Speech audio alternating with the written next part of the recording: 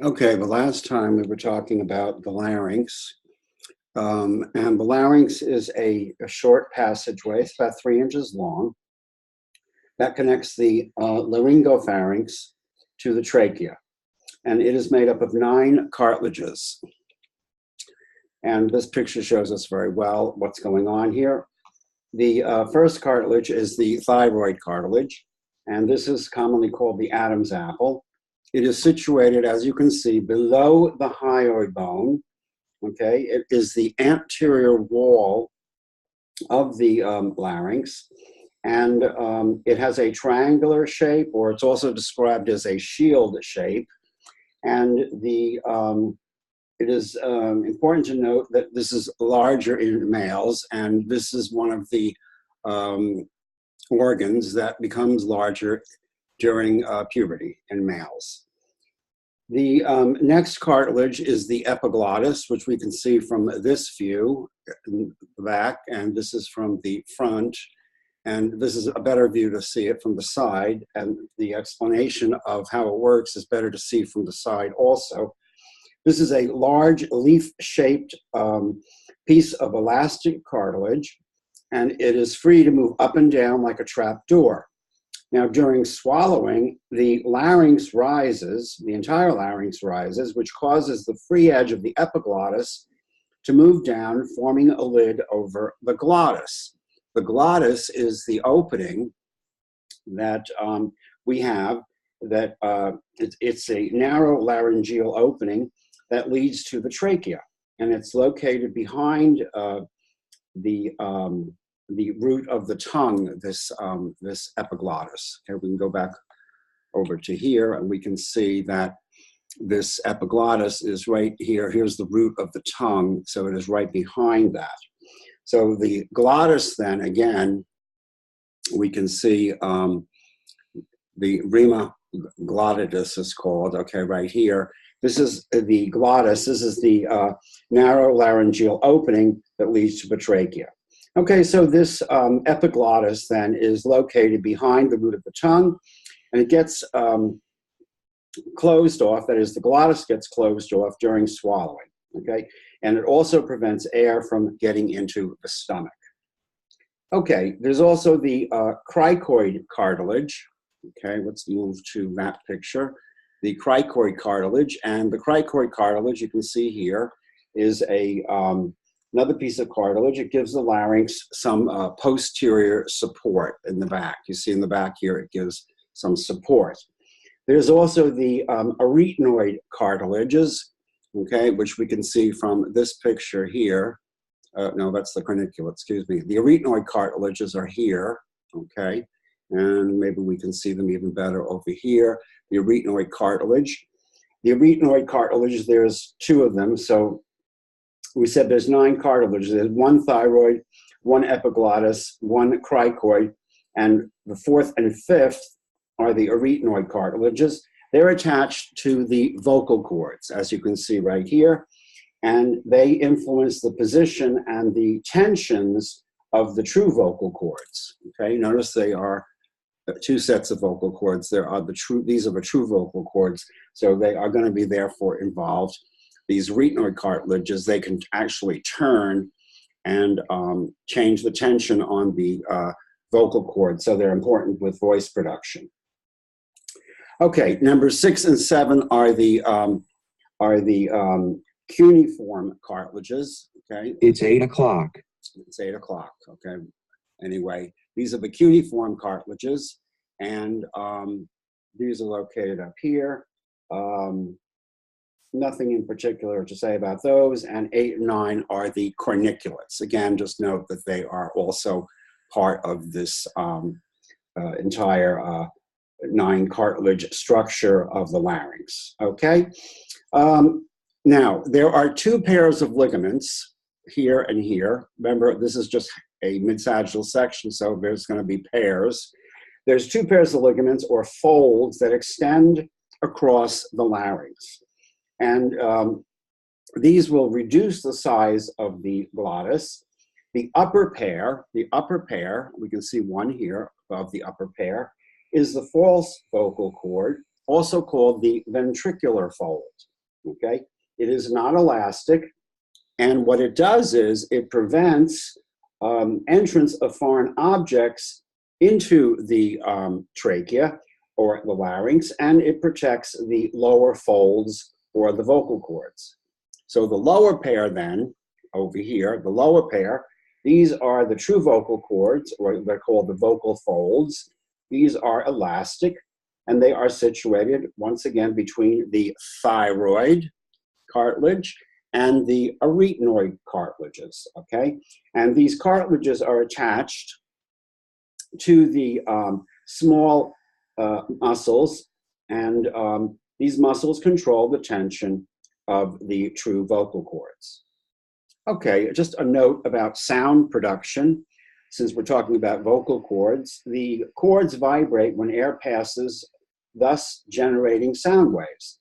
And the vocal cords are analogous to a guitar or a violin, okay? So there's different types of tensions.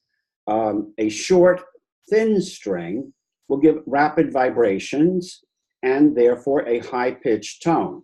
And this is seen in women of all ages and in male children. Then longer and thicker strings are going to vibrate slower, giving a lower pitch, and these will be found at puberty in the male, and that is because the larynx enlarges more in the male. So you have long, thicker strings in the male at puberty, and you have the short, thinner strings for the high-pitched tones in women, girls and women, and in male children. Okay, the sound production depends then on these types of tensions, but sound production also depends on the volume of the sound and resonance. And the sound and resonance are due to the pharynx, the oral cavity, the nasal cavity. The nasal cavity we could change by squeezing our nose, like when we have a cold, and the paranasal sinuses. When they become congested, that will change the volume of the sound. And the word production is going to be due to movement of the tongue, the lips, and the cheek. And this is all under voluntary control. Okay, so no one talks for you. You decide what you're going to say by using your tongue, your lips, and your cheek. Okay, the next area is going to be the trachea, or the commonly called the windpipe, and that comes next. And it is a tough, flexible tube. The diameter is about 1 inch. The length is about 4 inches, and it is situated between cervical vertebra C6 and the thoracic vertebra T5, so between C6 and T5. The walls are made up of C-shaped cartilages, and that gives protection. So they don't go all the way around, they're C-shaped, okay?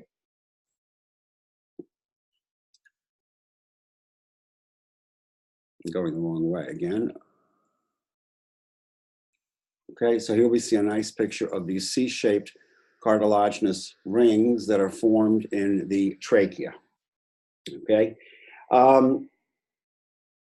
Now, the open part of the C, okay, if you'll notice in this picture here, the open part where the C isn't really located, where there's no cartilage, back here, this is a area for protection, and this open part actually, though, no, excuse me, the cartilage area is for protection. The open part is going to be what faces the esophagus. The esophagus is located behind the trachea, okay?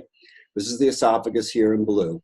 So you see this open portion here, and this is so that the trachea can distort to accommodate the esophagus, which will extend when food passes through. So when you swallow food, obviously the bolus will be larger than this opening, but shown here, and the esophagus will expand. And since this part of the trachea is smooth muscle, there's a place for the bolus, enables the bolus to expand the esophagus and enter into this area slightly. Okay, so that's going to be to accommodate that portion of digestion. Okay, now, what if there's a blockage? Well, if there's a blockage, if a foreign object gets lodged in the larynx or even the trachea, it usually gets expelled by coughing. But if the victim can neither breathe nor speak, then this presents a life-threatening situation. And so the Heimlich maneuver, or the abdominal thrust maneuver, as it's called, is going to be when hopefully a rescuer is around to apply compression to the abdomen just beneath the diaphragm. And this will elevate the diaphragm forcefully. You don't want to apply so much pressure that you break their internal organs. It has to be done carefully, but this abdominal thrust will elevate the diaphragm forcefully to generate hopefully enough pressure to remove the blockage. Again, the maneuver must be performed properly to avoid damaging the internal organs. If the trachea blockage remains, okay, then a professional needs to be called in to do a tracheostomy. Of course, you don't have all that much time to get the professional in, but you don't take a knife from the table and punch a hole in somebody's trachea. That's not what you do. Okay, you do wait for the professional to come. But in any event, an incision would be made through the anterior tracheal wall, and then a tube is inserted so that air can flow. The tube bypasses the larynx and permits air to flow directly into the trachea. Okay, so we now are moving past the trachea, these C-shaped cartilaginous protective rings. We understand the back portion is flexible to accommodate the digestive process. Okay, so from the bronchial tree, from the trachea then, we have a division into two primary bronchi, okay? There's going to be the primary bronchi, or the singular term is bronchus. So I have a bronchus here, and I have a bronchus here, a primary bronchus and another primary bronchus, or we say we have primary bronchi. The trachea branches at the level of T5, which is in the mediastinum, and it forms a right primary bronchus and a left primary bronchus. And we can just make out right over here, but we'll see probably in better pictures, that there's a little piece of cartilage here at the bifurcation to reinforce this branching, and it's called the carina cartilage, okay? It's called the carina cartilage. Don't know if I have a better picture of that.